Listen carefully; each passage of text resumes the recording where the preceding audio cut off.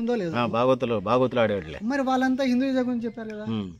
మరి బీజేపీ వాళ్ళు ఇప్పుడు ఎరగదీస్తున్నారు కానీ హిందూ మతాన్ని నిలబెట్టింది సంచార జాతులు బీసీలు నిలబెట్టింది వీళ్ళే. బ్రిటిషోడు ఇన్ని వందల సంవత్సరాలు పరిపాలిస్తే, ముస్లింలు అన్ని వందల సంవత్సరాలు పరిపాలిస్తే హిందూ మతం బతికింది, బ్రాహ్మణ్స్ వాళ్ళని బతికింది నాటకాలే. కానీ యాక్చువల్గా బీసీలు సంచార జాతులు వీళ్ళ వల్ల. సంచార జాతుల వాళ్ళు. ఎందుకంటే ఇంకో విషయం చూడండి, పొద్దున్నే గంట కొట్టుకుంటూ వస్తాడు. ఆయన ఏమవుతాడు? ఆయన కూడా అదే కదా, హిందూ దేవుళ్ళకి సంబంధించి చెప్పుకుంటారు. ప్లస్ వీళ్ళు గంగిరెద్దులు వాళ్ళు ఉన్నారు. ప్రతి వాళ్ళు ఇప్పుడు యాచక వృత్తిలో ఉన్న వాళ్ళు ప్రతి ఒక్కళ్ళు హిందూ మతాన్నే దాన్ని క్యాంపెయిన్ చేసుకుంటూ బతుకుదిరిగా చేయించేవాళ్ళు. ఆడేవాళ్ళు, పాడి చేసేవాళ్ళు, నాటకాలు ఆడేవాళ్ళు. తర్వాత ఈ విధంగా ఏంటంటే హిందూ మతాన్ని రక్షించేదే వాళ్ళు. హరికథలు, బుర్రకథలు అవన్నీ చేసింది.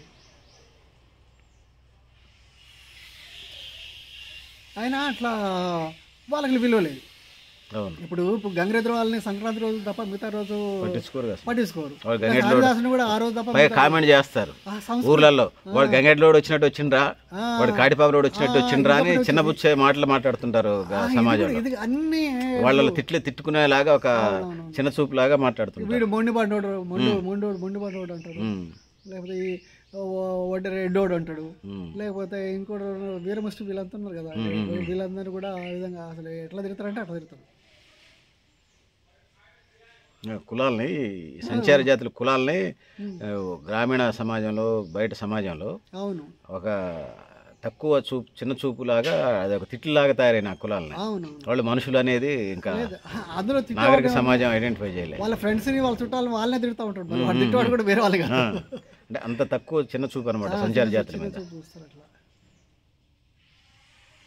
అయితే ఇన్ని కమిషన్స్లు వీళ్ళు కూడా ఏంటంటే ప్రభుత్వానికి ఇది తెలిసి జరుగుతుందా, తెలియకుండా జరుగుతుందా సార్ ఇదంతా? ఇన్ని కమిషన్స్ తెలుసు, మరి కమిషన్ రిపోర్ట్ చదివినప్పుడు ఎందుకు వాళ్ళని బయటికి తీసుకొచ్చే ప్రయత్నం చేయలేదు ప్రభుత్వాలు? ఒకటే మీరు సత్యం గారు ఒకటే అన్నారు కదా, ఇప్పుడు ప్రస్తుత పరిస్థితుల్లో మీకు పనులు కావాలంటే ఒకటే, మీకు ఓట్లు ఉండాలి. మీ దగ్గర ఓట్ ఇప్పుడు 14 కోట్లు, 15 కోట్లు, 20 కోట్లు అంటారు, కానీ దాంట్లో అదేసి ఇప్పుడు ఉన్నది ఒక 3 కోట్ల 4 కోట్ల మంది కూడా ఉండదు ఓటు హక్కు. లేనే లేదు కదా, ఇప్పుడు ఓటు హక్కే లేదా. వీళ్ళతో మనకి ఏం పని, వాళ్ళు చేయాల్సిన అవసరం ఉందని. వాళ్ళు చేయాల్సిన అవసరం లేదు, వీళ్ళకి ఏం పని ఉంటారు. ఇప్పుడు జేబీఎంలో అదే అంటాడు, ఊరి బయట వాళ్ళంతా ఉంటారు కదా, అరే ఇన్ని రోజులు అందరు కాలు పట్టుకున్నారు, రేపు మీ కాలు కూడా పట్టుకోవాలారా, మీకు ఓటు హక్కు వస్తే అంటాడు. గుర్తుందా మీకు అది? సార్ ఇప్పుడు ఇన్ని రోజులు వాళ్ళ కాలు పట్టుకున్నాము ఓట్ల కోసము, ఇప్పుడు రేపు మీ కాలు కూడా పట్టుకోవాలా అంటే సంచార జాతులు అంత చిన్న చూపు అంత చేసింది అట్లా, ఆ విధంగా అనమాట. వీళ్ళ కూడా మేము అనేది ఏంటంటే solutions tent to tent plus good side నుంచి గుడ్ సైడ్ ప్లస్ లేరు అనుకో, బయట ఎక్కడో ఉన్నారనుకో వాళ్ళందరికీ ఆధార్ కార్డులు ఇవ్వాలి, ఏదో నెంబర్ వేసి ఇవ్వండి, ఆధార్ కార్డు ఇవ్వాలి, ఓటర్ ఐడి ఇవ్వాలి. ప్లస్ వీళ్ళకి ఏంటంటే ఈ సంక్షేమ పథకాలు అన్నింటిలో కూడా ముందు ముఖ్యంగా వాళ్ళకేంటి చదువు, ముఖ్యంగా ఏంటంటే చదువు ఇంపార్టెంట్ కదా, చదువు సపరేట్ స్కూల్స్ పెట్టాలి. సపరేట్ స్కూల్స్, హాస్టల్సే సార్. స్కూల్స్ అయితే మళ్ళీ ఇంకా వెనకబడిపోతారు. హాస్టల్సే, ప్రత్యేకంగా హాస్టల్స్ లో పడేది. ఇది కూడా నేనేంటంటే ఫోర్స్ఫుల్గా ఉండాలి, ఏదో వాళ్ళకి ఆప్షన్ లాగా ఉండకూడదు. అవును, ఫోర్స్ఫుల్ కంపల్సరీ అనేది ఉండాలి. ప్లస్ ఎడ్యుకేషన్ మన ఇండ్ల విషయంలో కూడా వాళ్ళకి అసలు లేని వాళ్ళకి, వాళ్ళు ఎక్కడో బయట ఎండకి వానకి తెచ్చేవాళ్ళు డేరాల్లో వాటిలో, ఇప్పుడు రోడ్డు మీద చూస్తూ ఉంటారు, ఎన్ని డేరాలు ఉంటాయి చూసారు మీరు? అవును, ఆ డేరాల్లో ఉన్న వాళ్ళైతే వాళ్ళే కదా. ఇప్పుడు కొడవలు తయారు చేసుకుంటూ ఉంటాడు. మరి వీళ్ళకి ఆరోగ్యంగా బాగా లేకపోతే ఏ డాక్టర్ దగ్గరికి వెళ్తారు సార్? ఏ డాక్టర్ లేదు, ఏదో మందులు వేసుకుంటారు, అవి వేసుకుంటారు, అదే మా పసర్లు గిసర్లు అవే తప్ప. ఎంత లైఫ్ స్పాన్ ఎంత ఉంది సార్? లైఫ్ స్పాన్ మ్యాక్సిమం వాళ్ళకుంటే 30 years ఉంటుంది. అంతేనా? 30-50 దాకా పోయేటోళ్ళు ఉంటారు. ఎందుకంటే వాళ్ళకి రోగం వస్తే చేసుకుంటట్లేదే, ఇది వేసేలే, లేనప్పుడు అంతే ఉంటుంది కదా పరిస్థితి. కట్నాలు ఏమైనా ఉంటాయా సార్ ఇందులో? ఇంకా ఆడవాళ్ళకే ఇవ్వమంటారు, కన్యాశుల్కం. ఊళ్ళేంటే తెలుసు కదా, ఆడవాళ్ళకే ఇవ్వమంటారు. ఇంకోటి ఏంటంటే సమానత్వం ఉంటుంది వాళ్ళకి. ఇప్పుడు నీకు నచ్చలేదు అనుకో, వేరే వాళ్ళు చేసుకుంటే వేరే వాళ్ళు చేసుకుంటారు, దాని దగ్గర పెద్ద ఇబ్బంది ఉండదు. పెళ్ళిళ్ళు బహుభార్యత్వం ఉంటుందా, ఒకటే పెళ్ళి ఉంటుందా సార్? ఒకలే ఉంటారు, బహుభారతం కొన్ని ఉంటారు. కాకపోతే ఏంటంటే సమానత్వం, ఇప్పుడు విడిపోదలుచుకుంటే విడిపోతారు అంతే. విడాకులు ఉంటాయా సార్? డైవర్స్ ఉంది? డైవర్స్ ఉంటుంది. పిల్లలు ఏమైనా కుటుంబ నియంత్రణ ఏమైనా ఉంటుందా సార్? అంటే ఇప్పుడు వాళ్ళకి ఆడవస్తుంది, ఏదో చదువుకో కొంచెం గొప్ప ఏదో చిన్న ఇల్లు ఆర్థికంగా ఉన్న వాళ్ళకి సమాజాన్ని చూసి నేర్చుకోవడం తప్ప వాళ్ళకి ఉండదు కదా. ఇంకా ఏంటంటే మేము అనేది ఏంటంటే ఇల్లుతో పాటు ఏంటంటే ఇల్లు అయిపోయిన తర్వాత వీళ్ళని ఆర్థికంగా డెవలప్ కావడానికి స్కీమ్స్ కావాలి. ఇప్పుడు ఈవెన్ ఎస్సీ ఎస్టీ వాళ్ళకి ఉన్న వాటికంటే కూడా మెరుగైన స్కీమ్స్ కావాలి. మంచిగా వాళ్ళకంటే మెరుగైన స్కీమ్స్. అది కూడా మేము అడిగేది ఏంటంటే సార్ మీరు ఏదో ఏసీ రూమ్లో కూర్చొని మాకు స్కీమ్స్ తయారు చేస్తే కుదరదు, మాకు ఏం కావాలో మేము చెప్తాం. అంతే కదా, మాకేం కావాలో ఏ స్కీమ్ అయితే నేనేం తింటానో నేనేం పని చేస్తాను నేను చెప్పాలి. వాళ్ళు ఏసీ రూమ్ లో కూర్చొని డిసైడ్ చేస్తే ఎట్లా తెలుస్తుంది? నేను చేయలేస్తానా నేను చేయలేనా, నేను తినలేస్తానా నేను తినలేనా, ఫుడ్ నాకు మేము కూడా అనేది ఏంటంటే వీళ్ళు సమాజంలో కలవాలంటే ఎలక్ట్రీషియన్ ఉందండి, వాడికి నేర్చుకున్నాడు అనుకోండి ఎలక్ట్రీషియన్ ఏసీ. ఇప్పుడు ఎన్ని వచ్చినాయంటే అంతకుముందు ఒక 15 సంవత్సరాలు 20 సంవత్సరాల క్రితం లేవు, కానీ ఇప్పుడు బతకడానికి చాలా వచ్చింది. ఇప్పుడు ఏదో ఒక ట్రైన్, ఇప్పుడు మాకు 1957 నుంచి 1920 వరకు బ్రిటిష్ వాళ్ళ టైంలోనే మాకు మంచిగా చేసారు. మరి ఈ గవర్నమెంట్ చేయకపోవడానికి కారణం ఏంటి? సోషల్ వెల్ఫేర్ డిపార్ట్మెంటే ఫస్ట్ స్టార్ట్ చేసిందే వీళ్ళకి. మరి అవన్నీ చేయకుండా ఇప్పుడు పక్క పడేస్తుంది ఎవరు? మేము అనేది ఏంటంటే వాళ్ళకు కూడా ఆర్థికంగా డెవలప్ కావడానికి స్కీమ్స్ మేము అడుగుతాము. మాకు చదువుకున్న వాళ్ళకు ఒక విధంగా, చదువు లేని వాళ్ళకి ఒక విధంగా. ఇప్పుడు చదువు లేని వాళ్ళు అనుకోండి మేషన్ పని చేసుకునేవాడు ఉంటాడు, కార్పెంటరీ ఉంటాడు, లేకపోతే కొంచెం గొప్ప చదువుకున్నవాడికి ఎలక్ట్రీషియన్ వరకు, ఏసీ వరకు, లేకపోతే షాప్లో గుమస్తా వరకు ఏదో ఒకటి. మేము కూడా సమాజంలో కలిసిపోవాలి కదా. ఎంతసేపు మేము అడుక్కొని తింటాం, ఎంతసేపు ఎలకల్ని పట్టుకొని తింటాం, ఎంతసేపు చేసుకుంటాం సార్. అట్లా మేము కూడా సమాజంలో కలవాలి కదా.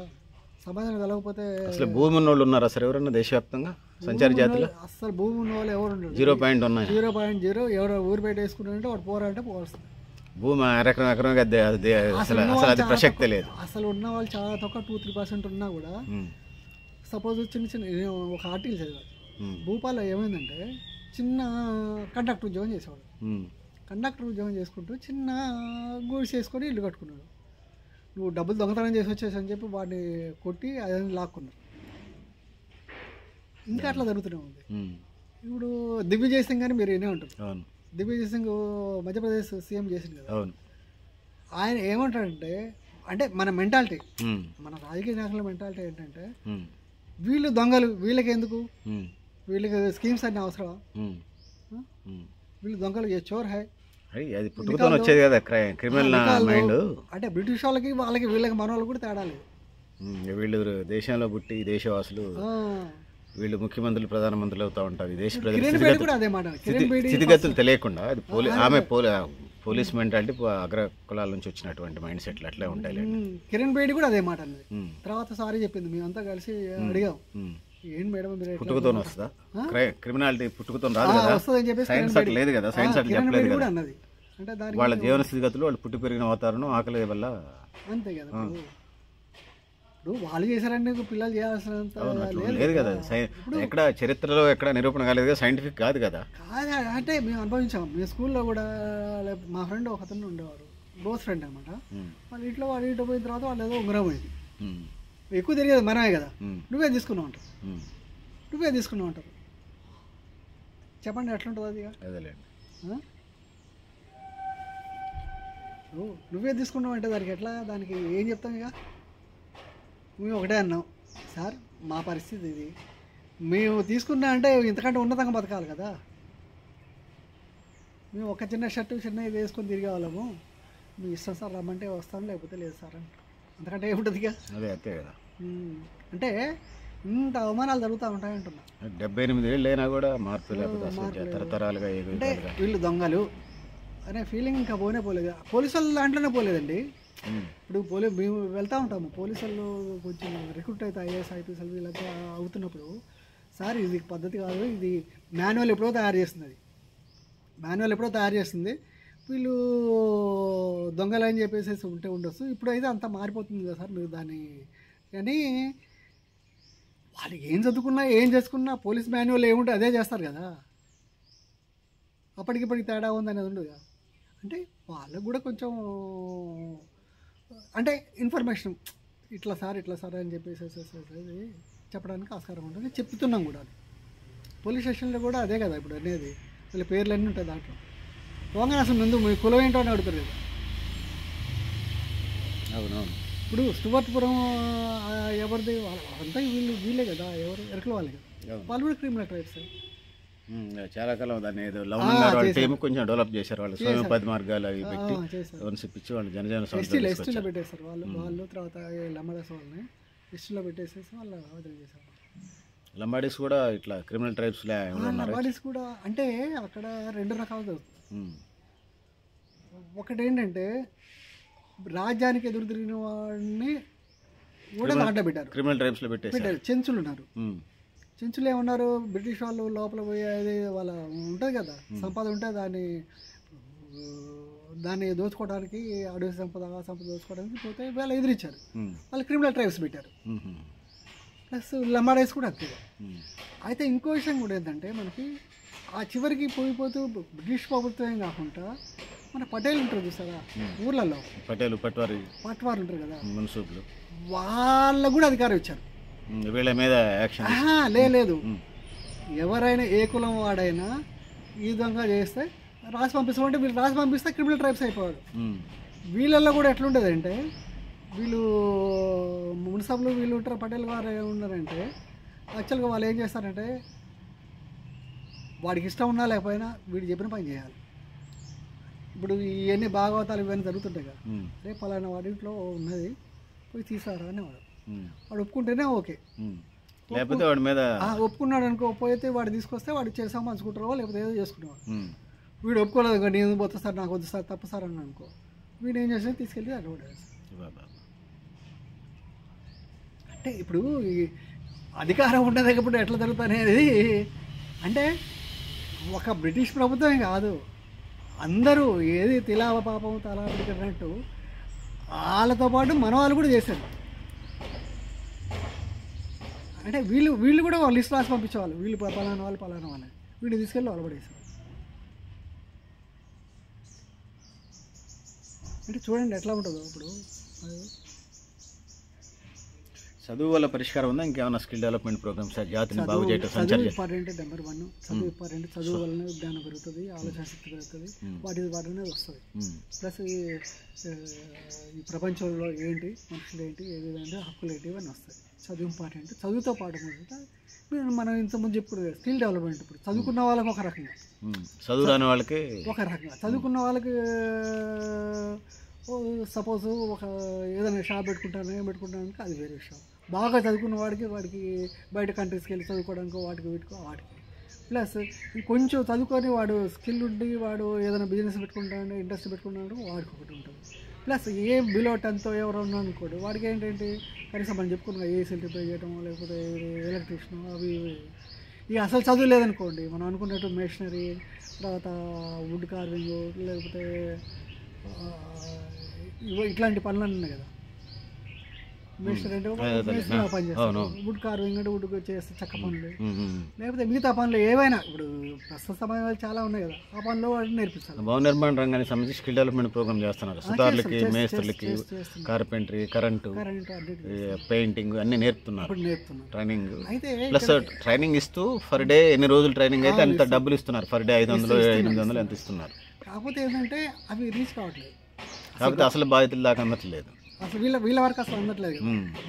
వాళ్ళు రెగ్యులర్గా సుతార్ పని రెగ్యులర్గా అడ్డా మీద పోయే భవన నిర్మాణ కార్మికులు అంత సంపాదించుకున్నాడు వాళ్ళకి అంత. వాళ్ళకి ఏంటంటే వాడికి ఆ పనిలో అలవాటు ఉంది కాబట్టి వాడు, వీడికి అసలు ఏ అలవాటు లేదు కదా. వీళ్ళకి ట్రైనింగ్ ఇవ్వాలి, స్కిల్ డెవలప్మెంట్. అసలు వీళ్ళకి ఏ అలవాటు లేదు కదా. పని చేయడం అనేది వేస్తే అడుక్కోవాలి లేకపోతే బయటకు వేటకి వెళ్ళి అని చేసుకోవాలి తప్ప ఆడవాళ్ళంటే చాలు చేయాలి. ఇవి తప్ప ఇంకా వేరే పనులు లేవు కదా వాళ్ళకి. మొత్తం అప్పటికి అసలు కొన్ని 198 కులాలు డిక్లేర్ చేశారు రాష్ట్ర వ్యాప్తంగా, దేశవ్యాప్తంగా. 109 కులాలు సంచార జాతులు, క్రిమినల్ ట్రైబ్స్. సంచార జాతులుగా వేరే మళ్ళీ సంచార జాతులు ఎన్ని కులాలు ఉంటాయి సార్? సంచార జాతులు 300 దాకా ఉంటాయి. 300 కులాలు. అయితే వీళ్ళలో ఉన్న సమస్య ఏంటంటే కొన్ని రాష్ట్రాల్లో వేరు ఉన్నాయి. ఇప్పుడు కొన్ని రాష్ట్రాల్లో డెవలప్ అయ్యారు, కొన్ని రాష్ట్రాల్లో డెవలప్ కాలేదు. సపోజ్ మేము ఉన్నాం, వడ్డర్లు ఉన్నారు. వడ్డర్లు ఎక్కడంటే కర్ణాటకలో ఉన్నారు, వాళ్ళు అక్కడ ఎస్సీ. కాబట్టి వాళ్ళు ఏంటంటే ఈ అవకాశాలని అందిపుచ్చుకుంటారు కదా. ఇప్పుడు 70 సంవత్సరాల నుంచి అంటే 1970 నుంచి అంటే ఆల్మోస్ట్ ఒక 50, 20, 70 సంవత్సరాల నుంచి అందిపుచ్చుకుంటాను ఉన్నారు. సపోజ్ ఇంకో విధంగా ఉన్నది, లంబాడాస్ ఉన్నారు. లంబాడాస్ మహారాష్ట్రలో ఓబీసీ. వాళ్ళు ఏం చేస్తారు, ఇటు కృష్ణా దాటి వచ్చేసేసి మన దగ్గరకు వచ్చేసి ఎస్టీ తీసుకుంటారు. అటు కర్ణాటక వెళ్ళేసేసి ఇటు గోదావరి దాటి ఇటు వచ్చి తీసుకుంటారు, అటు కృష్ణా దాటి అటు తీసుకుంటారు. ఇంకా వీళ్ళకి ఇంకా మా వాళ్ళకి ఆ తెలివితేటలు కూడా లేవు. ఇంకా అంత దాకా రాలేదు పాపం. అయితే అట్లా మేము కూడా ఏమంటున్నాం అంటే కొన్ని స్టేట్లో కొన్ని రకాలు ఉన్నారు. ఒకే కులానికి ఒక స్టేట్లో ఎస్టీ ఉంటారు, ఒక స్టేట్లో అంటే మా రజకులు 17 రాష్ట్రాల్లో ఎస్సీగా ఉన్నారు, 11 రాష్ట్రాల్లో బీసీలో ఉన్నారు. కరెక్ట్. అయితే మేమేమంటున్నాం అంటే ఇట్లా ఎందుకు మీరు దాన్ని ఒకటే ఎనామలీస్, దాన్ని ఎనామలీస్ అంట. ఆ ఎనామలీస్ ఏంటంటే అన్నీ ఒకే రకంగా చేస్తారు, దేశవ్యాప్తంగా ఒకే రకంగా ఉండదు. అంటే కొన్ని రాష్ట్రాల్లో డెవలప్ అయ్యారని గవర్నమెంట్ వర్షన్ చెప్తుంది. మరి అదే కదా. అట్లా ఇప్పుడు మేము కూడా అనేది ఏంటంటే అనామలీస్ చేస్తే అయిపోద్ది కదా అని అంటే వాళ్ళు ఏమంటారంటే అగ్రవర్ణాలు వాళ్ళు ఇప్పుడు మనకు పెట్టాలంటే ఆలోచిస్తారు కానీ తీసేయాలంటే అంతసేపు వాళ్ళు ఏమంటారు, ఇప్పుడు అట్లా కూడా మేము బీసీలు కదా కర్ణాటకలో అంటారు. నీకు బీసీ అయినా నువ్వు అగ్రవర్ణం కంటే ఎక్కువనే పోతున్నావు అక్కడ. అంటే ఉదాహరణ చెప్తున్నాం మనం. ఇప్పుడు వడ్డించేవాడికి ఏంటంటే వీళ్ళకి ఎందుకు ఇవ్వాలన్న ఫీలింగ్ తప్ప యాక్చువల్గా అయితే అప్పుడు ఈడబ్ల్యూఎస్ కూడా చూడండి, ఈడబ్ల్యూఎస్ అంటే ఒక 2 రోజులు అయిపోయింది. వడ్డించాడు మనోడైతే మా వాళ్ళకి కావాలంటే ఒక రబ్బర్ బుల్లెట్ పేర్లేదు, ఒక బాష్పాయి ప్రయోగించలేదు, ఒక ధర్నా లేదు, ఒక రిప్రజెంటేషన్ లేదు, ఒక స్టేషన్స్ లేవు, ఇంకోటి కూడా ఏంటంటే ఈడబ్ల్యూఎస్ కమిషన్ లేదు. సపోజ్ మనకు ఒక క్యాస్ట్ని బీసీగా చేయాలన్నా, ఎస్సీగా చేయాలన్నా, ఎస్టీగా చేయాలి, లేకపోతే దీంట్లో మాత్రం కమిషన్ వేస్తారు. వాళ్ళకి కమిషన్ వేస్తే ఈడబ్ల్యూఎస్కి ఎలిజిబిలిటీ కాదనేది వాళ్ళకి కూడా తెలుసు. కమిషన్ లేదు, కమిషన్ లేకుండా 2 రోజులు అయిపోతుంది. కమిషన్ వేస్తే వాళ్ళు ఎలిజిబిలిటీ కాదనేది కమిషన్ తెలిసేసేది కదా. అదే అట్లా ఆ విధంగా ఏంటంటే ఇప్పుడు అంటే అధికారం ఉన్నోడికి 1 నిమిషంలో పని అయిపోతుంది, ఏమీ లేనివాడికి ఎన్ని సంవత్సరాలు ఉన్నా కూడా అన్ని సంవత్సరాలు నడుస్తుంది. ఇప్పుడు ఏదైనా ఒకటే అండి. ఇప్పుడు అన్యాయం కదండి. ఇప్పుడు justice delayed is justice denied అంటే మనకి 75 సంవత్సరాల నుంచి జస్టిస్ లేనంటే అర్థం. ఇప్పుడు 70 సంవత్సరాల నుంచి ఇప్పుడు మనం కాదు, సంచార జాతులు కాదు, బీసీలలో కూడా చాలా కుటుంబాలు కూడా వాళ్ళు ఏంటంటే అటు పైకి వెళ్ళాక ఇటు కిందికి రాలేక ఉన్న కుటుంబాలు చాలా ఉన్నాయి. ఏ రోజుకి ఆ రోజు ఉన్న కుటుంబాలు చాలా ఉన్నాయి. అయితే వీళ్ళకి కూడా ఏంటంటే ఒకటే అండి, దాంట్లో రాజకీయ నాయకులకి ఏంటంటే వాళ్ళ ఓటు బ్యాంక్ ఏ విధంగా ఉంటే ఆ విధంగా టర్న్ అవుతారు, వాళ్ళకి అన్యాయం జరుగుతుంది. సపోజ్ మనం అనలేము, మైనార్టీస్ ఉన్నారు, మైనార్టీస్కి కమిషన్ వేసారు. మైనార్టీలో చాలామంది బిలో పవర్టీ లైన్ ఉన్నారు, కరెక్టే, మేము కాదంటారు దాంట్లో, ఎవరు కాదంటారు దాంట్లో.